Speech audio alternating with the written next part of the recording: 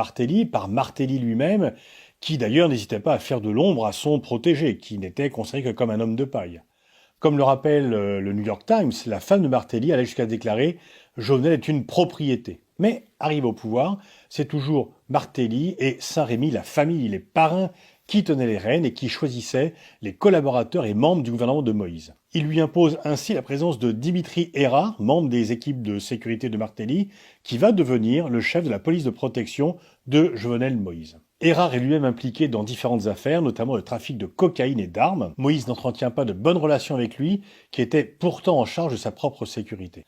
En février 2021, Hérard prétend avoir déjoué une tentative de putsch à l'encontre de M. Moïse.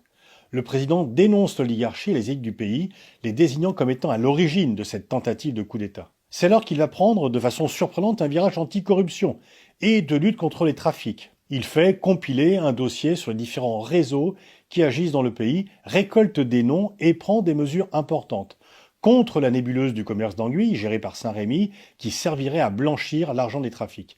Il fait également détruire une piste d'atterrissage clandestine, qui servirait de trafic, notamment de voies de passage entre les producteurs d'Amérique du Sud et les consommateurs d'Amérique du Nord. Il projette également de nationaliser un port sous le contrôle des proches de Martelly, qui sert d'entrée à des cargaisons d'armes dans le pays à différents trafics. Enfin, il tente également de reprendre le contrôle des douanes, les économistes haïtiens estimant que le pays perd environ 500 millions de dollars par an à cause de la corruption au sein des douanes. Bref, il s'attaque au système, il multiplie les mesures qui touchent les intérêts de ceux qui l'ont mis en place. La nuit de son assassinat, aucun coup de feu n'a été échangé entre les assassins du président et les forces de protection de ce dernier, dirigées par Hérard, ce qui laisse supposer quand même une très grande complicité, et que ces derniers ont laissé volontairement rentrer le commando.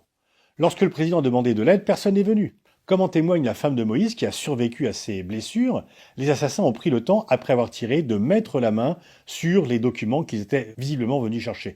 Le fameux dossier, la fameuse liste des hommes politiques et entrepreneurs impliqués dans le trafic de drogue en Haïti et que le président Moïse Jovenel comptait remettre aux autorités américaines. Le 20 juillet, Ariel Henry, proche de Martelly, devient Premier ministre. Il avait été en contact avec l'un des hommes en charge du commando, Joseph Félix Badiou, quelques heures avant et après l'assassinat du président. De nouvelles élections auront lieu l'an prochain en Haïti. Martelly, qui vit à Miami, a déjà annoncé sa candidature et est le favori des sondages.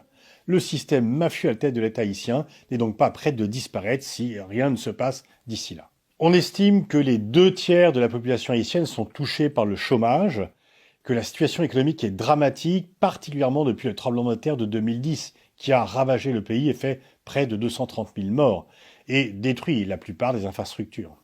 Alors bien sûr,